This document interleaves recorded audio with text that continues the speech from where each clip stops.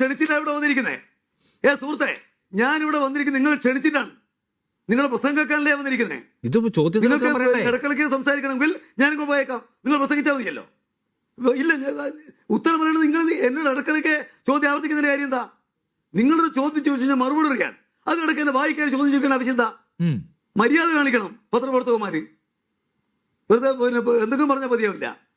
ഇവിടെ രാജ്യത്തിനകത്ത് ഇസ്ലാം രാഷ്ട്രം സ്ഥാപിക്കണമെന്ന് വാദിക്കുന്ന ഒരു പ്രസ്ഥാനം അധികാരത്തിൽ വന്നാൽ വിപത്തുണ്ടാവും. ആ പറയാൻ ബാധ്യത ഞങ്ങൾക്കുണ്ട്. ഞങ്ങൾ പറയും, നിങ്ങൾക്കത് പൊള്ളുന്നുണ്ടാവും. ഇവിടെ എന്താണ് BJP വന്നാലുണ്ടാകുന്ന അപകടം? ഒരു അപകടമില്ല. നിങ്ങൾ പറഞ്ഞാൽ ഞങ്ങൾ വിശ്വസിക്കില്ല. നിങ്ങൾക്ക് ഇതിനെ സ്ഥാപിക്കാൻ താല്പര്യം ഉണ്ടാവും. BJP വന്നോട് മുസ്ലിങ്ങൾക്ക് ഒരു അപകടമില്ല, രാജ്യത്തെ മതനിരപക്ഷർക്ക് ഒരു അപകടമില്ല. നരേന്ദ്രമോദി വന്നതുകൊണ്ടല്ല കലാപുണ്ടായത്. നല്ല കാര്യം. ഞങ്ങൾ പറയുന്നത് അവർ അധികാരത്തിൽ വന്നാൽ അത് ഈ രാജ്യത്തിനകത്ത് ഗുരുതരമായ വിപത്തുണ്ടാക്കും. കഴിഞ്ഞ 11 കൊല്ലമായിട്ട് കാണുകയാണ്. ആ വിപത്തുണ്ടാകുമ്പോൾ അതിനെ ചെറുക്കുന്ന പാർട്ടിയാ CPM. ചെറുക്കാൻ ഞങ്ങൾക്കാകാവുന്ന രൂപത്തിൽ. ഒന്നാമത്തെ കാര്യം, എനിക്ക് ആ പോയിന്റ് മനസ്സിലായി. എനിക്ക് പോയിന്റ് മനസ്സിലായി. അപ്പൊ ഞാൻ ചോദിക്കട്ടെ ഒരു കാര്യം. ശരി, അപ്പൊ എനിക്ക് മനസ്സിലായി താങ്കൾ സ്ഥാപിക്കാൻ ശ്രമിക്കുന്ന ജമാഅത്തെ ഇസ്ലാമിക്ക് ഈ കാലം അത്രയും അധികാരം ഉണ്ടായില്ല. അല്ല, ജമാഅത്തെ ഇസ്ലാമിക്ക് ഈ കാലം അത്രയും അധികാരം ഉണ്ടായില്ല. ഇപ്പോഴാണ് അധികാരം കിട്ടാൻ പോകുന്നതെങ്കിൽ അധികാരത്തിൽ വന്ന പ്രശ്നം സ്ഥാപിക്കാൻ ശ്രമിക്കുകയാണ്.